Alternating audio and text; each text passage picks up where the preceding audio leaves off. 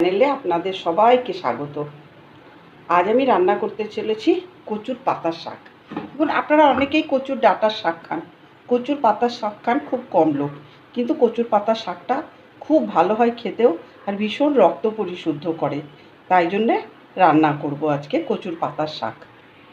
কচুর শাক রান্না করার জন্যে কচু পাতাগুলোকে ছোটো ছোটো করে কেটে নিয়েছি। খুব কুচাবার দরকার নেই, কারণ খুব তাড়াতাড়ি এগুলো গলে যায়। তারপরে কেটে ভালো করে ধুতে হবে, অনেকবার কিন্তু ধুতে হবে, কারণ কচু শাক তো খুব একটা পরিষ্কার জায়গায় হয় না, একটু নোংরা জায়গায় হয়।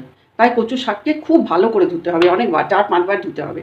ধোয়ার পরে ওগুলোকে কড়াইতে তেল গরম করতে দিলাম, দিয়ে একটু শুকনো লঙ্কা, সামান্য একটু শুকনো লঙ্কাটা যখন ভাজা ভাজা হয়ে যাবে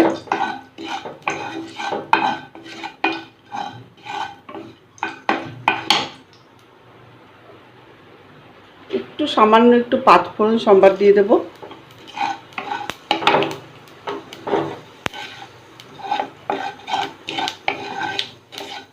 পাঁচফোড়নটা সম্বার হয়ে গেলে কটা ছোলা দিয়ে দেবো। এই যে কটা ছোলা দিয়ে দিলাম।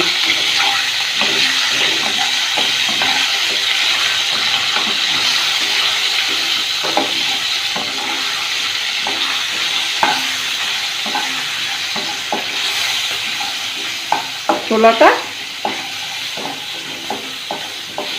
দেখুন ভাজা ভাজা হয়ে গেছে। ছোলাটা যখন একটু ভাজা ভাজা হয়ে যাবে তখন কচুর শাকগুলো দিয়ে দেবো।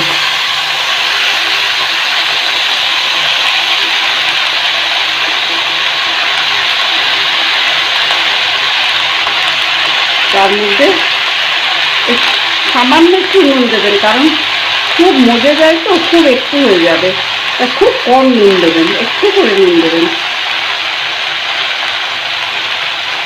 সামান্য একটু হলুদ দিলাম,